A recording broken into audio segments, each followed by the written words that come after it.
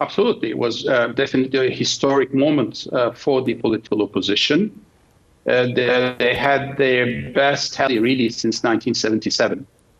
And also it's the first time since the ruling AK Party, Erdogan's party, came to power in 2002, that they found themselves in the second place in terms of the national vote. So in that sense.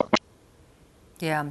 What was behind, what, was motivating voters? I noticed that the turnout wasn't that great, but they were certainly, it was a protest vote. Well, fundamentally, I think one needs to really emphasize three different dynamics that were instrumental on this outcome.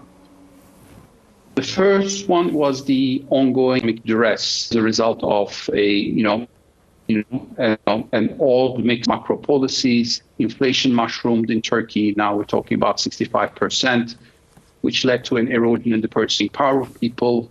And then the austerity measures that necessarily were introduced had also an impact on people's livelihood. And we saw the reaction to this in these elections.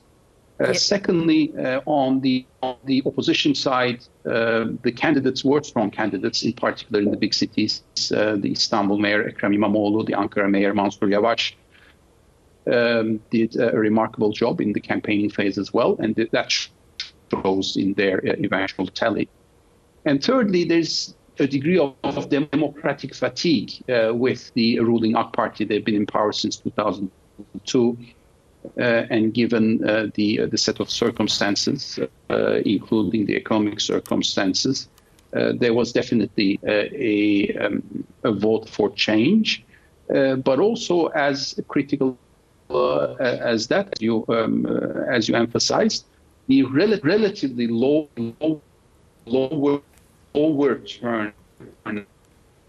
turnout rate. We ended up 77% whereas traditionally, and most of that was due to the frustration of the. Yeah, Sinan, Erdogan has been a hard politician, a hard personality for the opposition to counter. Are we seeing a real possibility in Imamoglu emerging as a feasible option down the track at the next election? Of course, you had elections not that long ago. Yes, this is certainly one of the outcomes. The Istanbul mayor, Ekrem İmamoğlu, has now emerged really as the natural candidate to lead the opposition for the next cycle of the presidential elections, which are, still down the road, 4 years down the road. So obviously many things can happen within that 4 years, but that doesn't change the fact that Imamoglu has really emerged as the top candidate. He's the one who essentially won 3 times against party leadership. He won twice in 2019, firstly in the elections for Istanbul, and then the repeat elections. Given that Erdogan and the government refused to acknowledge the outcome, he won the second time and now the third time because he ran against obviously an AK Party candidate, but who had the full support of the government, including President Erdogan. So with that credibility, he will be the candidate to lead the Turkish opposition in the years to come, it seems. Yeah. Is this going to impact Erdogan's hopes of perhaps changing the constitution that could allow him to stay in office longer and also further enshrine his ideology?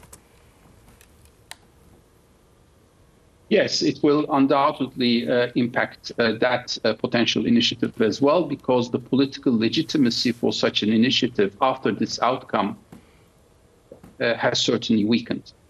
Now, had the elections turned, differently, and in a way that could have been interpreted as the AK Party establishment, the political leadership, had received a fresh, new, and strong mandate from the people, then that sort of constitutional amendment might certainly have been tabled.